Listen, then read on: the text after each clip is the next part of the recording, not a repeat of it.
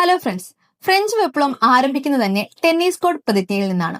എന്താണ് tennis court പ്രതിജ്ഞ എന്ന് നമുക്കൊന്ന് നോക്കാം. 1789 അന്നത്തെ ഫ്രാൻസ് രാജാവായിരുന്ന ലൂയി 16 ഒരു ജനപ്രതിനിധി സഭ വിളിച്ചുകൂട്ടുന്നു. ഈ ജനപ്രതിനിധി സഭ അറിയപ്പെടുന്നത് എസ്റ്റേറ്റ് ജനറൽ എന്നാണ്. അപ്പം ഈ എസ്റ്റേറ്റ് ജനറൽ വിളിച്ചുകൂട്ടുന്നത് എന്തിനാണ്? പുതിയ നികുതി ചുമത്തുന്നതിനെ കുറിച്ചുള്ള തീരുമാനങ്ങൾ എടുക്കാൻ വേണ്ടിയിട്ടാണ്. ഫ്രാൻസിലെ പ്രാചീന പാർലമെന്റ് ആയിട്ടാണ് ഇത് കണക്കാക്കുന്നത്. അപ്പോൾ ഈ പാർലമെന്റില് അന്നത്തെ ഫ്രഞ്ച് സമൂഹത്തിലെ 3 തട്ടുകളിൽ നിന്നുള്ള പ്രതിനിധികൾ പങ്കെടുക്കുന്നു.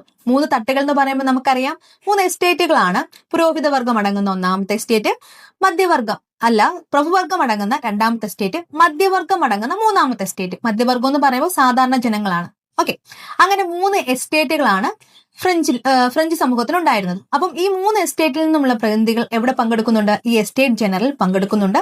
അവര് പുതിയ നികുതിയെക്കുറിച്ച് ചർച്ച ചെയ്യുന്നു. അങ്ങനെ ഒരു തീരുമാനത്തിലെത്തുന്നു. വോട്ടെടുപ്പിലൂടെ ഒരു തീരുമാനത്തിലെത്തുന്നു. ഇതാണ് സാധാരണയായി അവിടെ നടന്നു പോകുന്ന കാര്യം. പക്ഷേ അവിടെ ഒരു പ്രശ്നമുണ്ട്. നമ്മുടെ ഈ 3 എസ്റ്റേറ്റിൽ ഏറ്റവും താഴ്ന്ന സാമൂഹ്യ പദവി വഹിക്കുന്ന സാധാരണ ജനങ്ങൾ അല്ലെങ്കിൽ മധ്യവർഗം എന്നറിയപ്പെടുന്ന 3ാമത്തെ എസ്റ്റേറ്റിലെ ജനങ്ങളാണ് ഫ്രാൻസിലെ നികുതി അടച്ചുകൊണ്ടിരുന്നത്. അവർ 1ാമത്തെ എസ്റ്റേറ്റിന് അടയ്ക്കണം, 2ാമത്തെ എസ്റ്റേറ്റിലേക്ക് നികുതി അടയ്ക്കുന്നു, അതേപോലെ സർക്കാരിനും നികുതി അടയ്ക്കുന്നു. അങ്ങനെ നികുതി ഭാരം മുഴുവനും 3ാമത്തെ എസ്റ്റേറ്റിലെ സാധാരണ ജനങ്ങളുടെ ചുമലിലായിരുന്നു.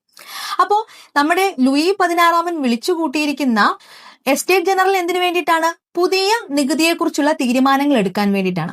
അപ്പോൾ നികുതി മുഴുവനായി അടയ്ക്കുന്ന 3ാമത്തെ എസ്റ്റേറ്റിൽപ്പെട്ട ജനങ്ങൾക്കാണ് ആ ഒരു ചർച്ചയിൽ കൂടുതൽ തീരുമാനങ്ങൾ എടുക്കാനുള്ള അവകാശം, അല്ലെങ്കിൽ വോട്ടിംഗ് അവകാശം കൂടുതൽ വേണ്ടുന്നത് അവർക്കാണ്.